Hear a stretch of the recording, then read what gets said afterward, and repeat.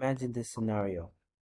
You just have received a client who does not know where they register their domain from. They don't want to get a new domain. They want to use that exact one. What do you do? Well, my name is Malcolm. I'm one of the SEO specialists here at ProLemon. In this quick video, we'll be highlighting to you or going through and showing you how you can check a domain's information if it's registered. Awesome.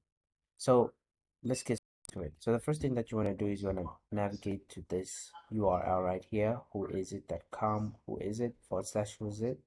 Usually you arrive on this main page, but what you can always do is you can click on who is. Awesome. As you can see, we're back to the page that I initiated from. So the next thing that you actually want to do is you want to type in the URL or right here in the search bar. So I'm just going to go ahead and use pearllemon.com. As you can see, I've typed it before. And then you're going to click on search. Awesome.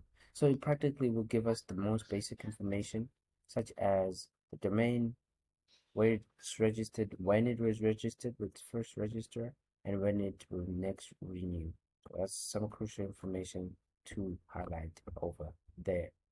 So that's how you can quickly check when it is registered to using who is it. Till the next video. Ciao.